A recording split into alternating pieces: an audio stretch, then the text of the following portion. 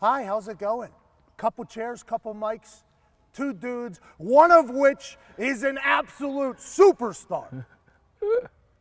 Friend of mine, teammate of mine, in this past weekend, walked in to NRG Stadium, Reliant Stadium, whatever they call it in Houston, with a clown mask and teabagged the Texans for the first drive, which inspired this t-shirt, by the way, TY. Made that for you. Huh? Hey, I appreciate that, man. No problem at all. That's sweet, man. I appreciate that, man. We got a lot of shirts for you here. You're also on this one here. This one in the middle, the ghost, you see? Oh, there you go. Ooh, oh, there's some bad dudes right there. See, a lot of people forget the genius, the nerd. We'll talk about. The Ghost was a nickname that was founded in Houston, by the way, because people were saying he was disappearing behind the defense. The Ghost nickname started until Old Balls Joseph decided to call him a clown. You got the goat shirt. I got all this stuff for you. Hey, I appreciate that, man. I'm very thankful for you. Appreciate you. I'm very, very thankful for you. What happened? Oh, hold on. Uh-oh. Okay. Uh-oh. So there's two interviews we can do here. Okay. Okay? Mm-hmm. There's a hard one. Topics are on the back of this. Okay. Hard interview. Then there's an easy one. Okay? This can go two ways depending on you. Okay. If you can roll a point, if you can roll 1 point, you get the easy interview. You can't, you get the hard interview. Okay. So what number do I have to roll? It's up to you. You go ahead and start. We have the come out roll. You pick your thing. If you hit 7, it's an automatic win. 11, automatic. Okay. 12, you lose. Hard interview. Nope. I lost. Hard interview. Let's do it. That is a terrible roll, by the way. If I am in the casino with you, I'm running the opposite direction. Why did Joseph piss you off so bad? Man, I don't know, man. I don't know. I don't even know why they was interviewing him, but he called me a clown. Nah, but he called me a clown. You know, I got a bunch of text messages from a lot of guys. One being one of my best friends, and he texted me the bad boy quote. Shit just got real. Yeah. And I responded. You know, it just added more fuel to the fire, and I can't wait to get down there. I've told people this as soon as it happened, and as soon as I saw you walk into, I actually put a tweet out with the video that said, TY might go for 1,000 yards today, strictly because of this. You're a player who has a chip on his shoulder. Ever since day one, you go to FIU over WVU, which is complete bullshit. I assume that you should have went to West Virginia. Hindsight, that's neither here nor there. But some of the bigger schools kind of passed you by because you were undersized and all that stuff. Then you dominated FIU. You weren't a first-round draft pick. You weren't a second-round draft pick. The Colts take a shot on you. And you have this chip on your shoulder mentality. And when somebody talks shit to you, I've actually witnessed it. It just brings out this. It's almost a mentality that you wanna bury the person. Am I accurate with saying that? Absolutely. You know me, I'm a good guy, humble guy. Very nice, you know? very quiet. I don't mess with nobody. I rarely talk smack to anybody. So for him to come out and say that about me, you know, I didn't say nothing to you. So why you coming at me? So you know, my saying is, you know, it's better let the sleeping dog sleep. So. Oh! So, don't wake the pissed off dog up. Yeah. So you know, I feel like he gave me that extra boost I didn't need, but he gave it to me. So when you talk smack, I want you to back it up. So I went out there, you know, I did what I did. I helped my team win. You know, I did everything I could, so I felt good about it. That was very out of character for you, though, because you are a very quiet guy. You're very reserved. You kind of don't do that. And then you walk in there with a clown mask. By the way, could backfire. Just for future reference, that could have went a very bad way. Not that you ever thought of it. Not that you ever thought of it. But as a person that lives on the internet now, if you guys don't win that game, you know that goes the complete opposite direction with you being a clown, actually. Yeah, me being the clown, yeah. So I want to come out there the first drive and let them know that it's about to be a long day, regardless of whatever happened. I had to bag it up. So I came out in the first drive and I bagged it up. You have an ankle issue right now? Kind of a hit or miss. Not hit or miss. You're playing. I'm talking about you're in sometimes, you're out sometimes. They're kind of picking their times whenever they want to use your energy and your injured ankle. How are you feeling going in playoffs? Everybody's hurt, I guess. Yeah, everybody's hurt, but for me, it's rare because I don't really deal with these injuries. I rarely have them because I take care of my body a lot.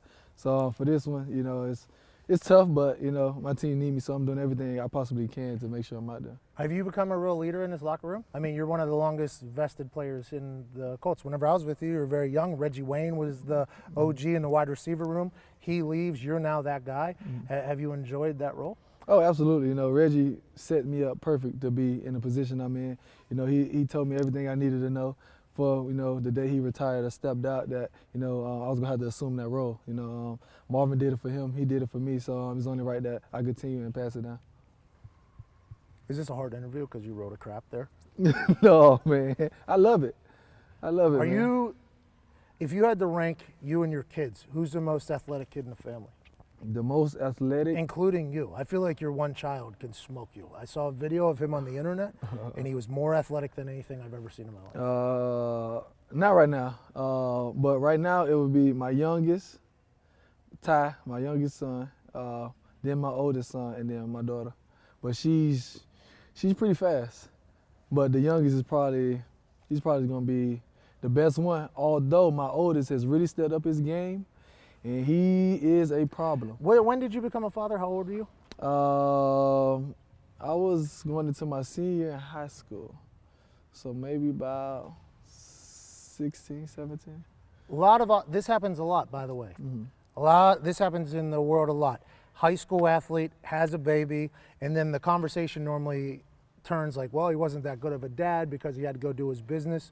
You and your family are tight. You got a tight group. Your lady's still around since high school. You got your kids with you. You seem to really like thrive in being a father. Oh, absolutely. You know, having my oldest in high school helped me become a man early, and I had to grow up quick. You know, I had a son I had to provide for, take care of. So, you know, both our families did a great job of making sure, you know, we had help. And, you know, to help us grow up quick. But, you know, me and her, we've been together since middle school. She was in the 6, I was in the 7. So we pretty much know each other inside and out. And just having her around, she makes my job easy. I see a lot of Gucci shit. I think your family might be the most Gucci'd out family I've ever seen in my life. She does everything, man. I just show up, man, and put on whatever she have for me, man. So all the looks for me and the kids is the wife. She gets all the credit. This team's really good, man. You guys were rough start, obviously. Stumbled out the blocks. 1-5 team trying to learn about themselves. You guys are really hot right now. Why is that? I think it came down to, you know, us having that team meeting. You know, the players only meeting, and from that moment there. Did you talk in there? You know I don't talk, man. I was about to be so surprised if you were like, all right, I'm gonna talk. Yeah, you know I don't talk, man. But you know, a lot of guys stepped up to the plate and said some things that really hit home to a lot of players. And you know, we got a lot of young guys, but you know, we told them, man, you're not young, man. You got to grow up quick. If there's a question you need to ask, man, just ask it. And we all kind of met and let everybody know, man, we got to bring it. You know, this is unacceptable. And you know, 1-5 was very unacceptable of what the talent that we had. So we came in, went back to work, went strong at it, went hard, and we're here. You like Frank? I love Frank, man. Frank's a great dude, man. He's one of the best coaches, man. And he's a players coach. You know, he always about the players, and you know that's great to have. And we love playing for him, man. This team right here is full of guys that love ball, and you know, as long as we continue playing the way we're playing and everybody's playing and doing that role, we'll be a tough team to beat. I agree. You can't talk about this, but I can. I bet very heavily on you guys. It's a nice little perk of being retired, and I want to let you know you're the man. You are the absolute man. What do you see in the Chiefs? A tough team, man. It's gonna be a tough environment. It's gonna be loud. You know, that's the one thing I'm trying to tell the guys. It's gonna be loud. You know, but it's nothing we haven't faced. You know, it's gonna be some pressure, but the pressure's on them. You know, we just gotta go out there and just play our game. And you know, whoever takes the field first, offense or defense, you know, let's take the crowd out of the game. Andrew Luck, obvious comeback player of the year. He spoke to Frank Reich early and said that he was like your champion for you. He was like, TY needs to be on this team. Because I don't know what anybody would be thinking about potentially moving you, but maybe they were thinking about a rebuild or who knows. But Andrew Luck openly came out and said, like, TY is my guy. Whenever he was missing practice reps whenever he was injured years ago, your answer was always like, me and Andrew Luck are just on the same page. We're on the same page. No matter what happens, we're on the same page. Andrew Luck told Frank Reich that said, even though TY might not run the route exactly how you draw it up, he and I know exactly where we are. How does that happen with a guy from South Florida and a nerd from Stanford? How can you two, by the way, that nerd's an incredible football player. How can you two be such a on-sync duo that people don't really talk about enough? It's our chemistry, man. You know, after every play, we always communicate. After every play, you know, he looks at me, then he gets the play call, and then even when we go on the sideline, we always communicate what we see, what should we do. You know, 7 years together, man. You know, a lot of games, a lot of practices, a lot of training camps, a lot of off-season work. So we pretty much know each other inside and out. I know these things, he know what I'm thinking, and then, you know, once we come back to the sideline, make our adjustments. You know, we might not hit it the next drive, but we at some point in the game we're gonna capitalize on your mistake.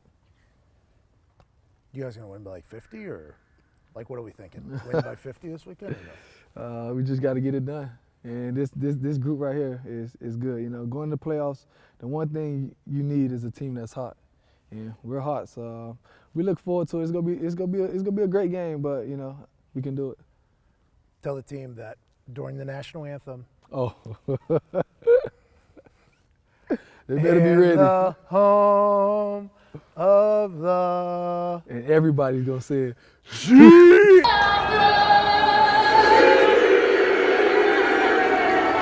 It is Everybody. so loud. Hey, when we were over there, it was freezing cold. It was Bruce Arians. Yes. When Bruce Arians, he actually gave us a halftime speech. It was like, it's cold as fuck. Let's win this game and get out of here. Get out of here. That was his actual halftime speech. It was like, listen, here's the deal.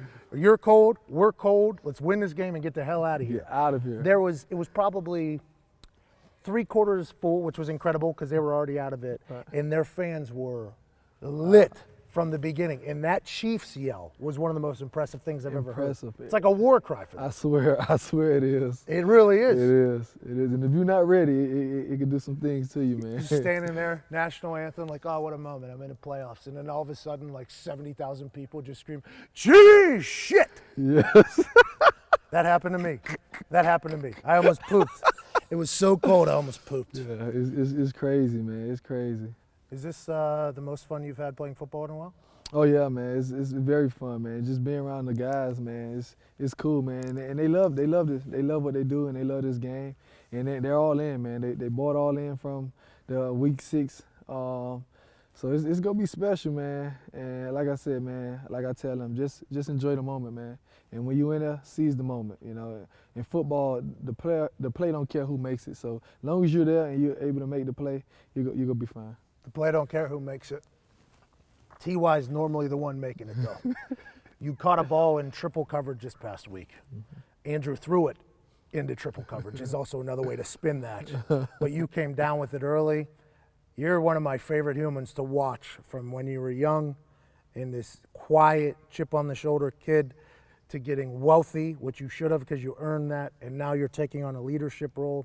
It's been cool to watch you become the focal point of defenses and see how you handle it. It's been really cool. I appreciate you, man. You should have went to West Virginia, though. Your kid's stupid. It's neither here nor there. Good luck, man. I appreciate you, Pat. Which Thanks ankle for having is me, it? man? I can't tell you that, Pat. What's wrong? Which one is it? I don't know. That was that with TY Hilton. Legend. Hard interview, by the way. That was a hard interview. If you were a better dice player, easy interview. This thing would have been done a long time ago. Oh, man. You rolled 12 on your first roll. Hard interview. It's what I have to do for any respective journalist out there. Hey, if it's easy, then I don't want it. I like to work for it, so. Chip on the shoulder. Kid's going to dominate Kansas City, the home of the Chiefs. Good luck, dude. Appreciate it.